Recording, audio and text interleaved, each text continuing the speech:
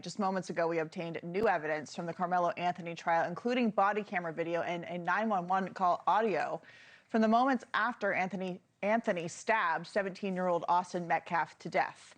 In the 911 call, you can hear bystanders trying to revive Metcalf. We want to warn you, this audio may be difficult to hear. Here's a portion. He is laying here. How old is he? Starting to go unconscious. How old is he? High school age, so maybe 15, 16, 17. Okay. Is he awake? No, he's going unconscious. Okay. Is he breathing? Not right now. Breathing? No, he's not. He's not breathing at all? No. Okay. Where was he stabbed at? In his chest. Okay. I've got them coming, okay? Stay on the phone with me, all right? Okay. Is the assailant still nearby? Okay. I'm here. Is the assailant still nearby? Hey, Is he breathing? Yes, ma'am. is the assailant still nearby? This is the first time the public is seeing these images on your screen since cameras were not allowed in the courtroom during trial. Karmelo Anthony, who is convicted of murder and sentenced to 35 years in prison, can be seen running from the tent where him and Metcalf struggled. The knife that was used to strike Metcalf once in the heart is a lot larger than many of Anthony's defenders made us believe. Later, during Anthony's arrest, he was very cooperative with police and can be heard crying as he admits to stabbing Metcalf. He put his hands on me. I told him not to. He put his hands on me. Joining us now is Randy Zellin, criminal defense attorney and former prosecutor, and Jesse Weber, host of Jesse Weber Live. Great to see both of you. So, Jesse, let's start with you. Hearing the audio, looking at the body camera footage, gives you a new perspective, given that we haven't seen this before. Yeah, I think it just highlights how incredibly sad this is, how incredibly tragic this is, the chaotic nature of it.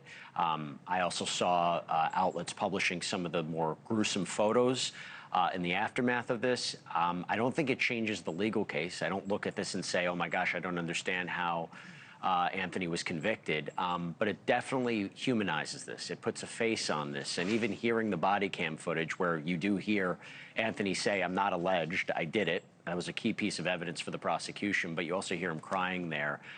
This was an incident that should not have happened, and it's a tragedy that should not have happened. But, you know, I do look at this from a legal perspective, and when I think about the jury seeing all this, I do wonder, and I'm curious Randy's perspective on this as well, is the defense going to say this was too prejudicial, that there were certain aspects of this the jury shouldn't have seen, that it was, seeing this amount of blood or seeing, the stab wounds, is that necessary? Did that inflame them? Did that influence their decision anyway? I don't know if that's going to be a winning argument, but that's just something from a legal perspective, but I just see this more from a human perspective. Yeah, it seems like they could make that case, but it is part of the crime. Randy, to Jesse's question, what stands out to you the most in this released body camera footage? At the risk of sounding like a Monday morning quarterback, which, quite frankly, after 38 years, I think I have earned the right to do, the question for me is, what the hell were you thinking when you chose to take this case to trial? And don't tell me it was because you were playing the race card. In the O.J. Simpson case, O.J. Simpson's defense was the real killer is still out there. In this case, you have the killer admitting, I'm the killer. You have the killer admitting, I was not justified because I met undeadly force with deadly force. He put his hands on me. Putting your hands on me doesn't give me the right to stab you. That is meeting undeadly force with deadly force. When you see the video of this man running away, this young man running away, that is consciousness of guilt. When you hear him saying, no, I'm not the alleged killer, I am the killer. It just leaves you thinking, yes, the human tragedy, how this was so unnecessary, but from a legal standpoint, my God, whether it was $6 million or $600,000 in a GoFundMe account, this case should have never gone to trial. Yeah, Jesse, I mean, there's been a lot of narrative building around this case when we haven't seen all of the evidence that was presented to the jury. Some of that is coming out now, which, of course, we were just showing and listening to. But the size of the knife that Karmelo Anthony used has been downplayed in the media by Anthony's supporters. People said that it was a tool or a Swiss Army knife. That's not the kind of knife that it is. It's a much larger knife than that. We even have members of Congress like Jasmine Crockett weighing in and saying that Anthony is innocent, despite him saying that he did this.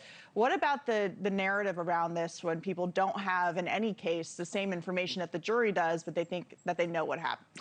2 points to that. This is why you need cameras in every courtroom. Let me say that again. This is why you need cameras in every courtroom. You don't have to see every single crime scene photo, but transparency is the key. Transparency is the the cure to misinformation. Look, that knife became a key issue in this case. You heard the defense really talk about the size of it and saying it wasn't necessarily legal for him to have. He had a right to have it. But the problem for the defense is it was never articulated why he had it at that moment in time. That is clearly a deadly weapon. And as Randy has said and has been said countless times during the course of this case, when you use self-defense, when you use deadly force, it has to be proportional. And using that weapon, considering what he was up against, and he claimed, his defense claimed that it was people that were larger than him and that they were surrounding him, and then you couple that with the wound, and people can go online and now see it, I think that proved to be very difficult to argue that this was a case of valid and reasonable self-defense. But Randy, I mean, doesn't reasonable self-defense vary from state to state? Well, not really, because from state to state, and I think what you might be touching upon is stand your ground laws, where do you have an obligation to retreat? But from state to state, it's pretty much proportionality, as Jesse mentioned, which means you meet force with force, you meet deadly force with deadly force. That's proportionality. There's a reasonable person standard, which is what would a reasonable person do in this situation from a justification standpoint. So no, I think across the board, this case would not have had a different result in a different state. You might have had a different result in a different state with a different defense attorney who might have seen the wisdom to negotiating either a reduced plea with the prosecution or negotiating a reduced sentence with a judge. So Jesse, on the sentencing aspect of it, of course, the family asked for some mercy, given how young he is, going to prison for 35 years. That was, applicable in terms of what the jury was listening to. He was also cooperative, Karmelo Anthony, with police. He was clearly shaken up by what had just occurred, despite him admitting that he stabbed Metcalf and it died as a result of that. So in terms of what we see moving forward and the issue of potential parole, does that aspect come into it at all?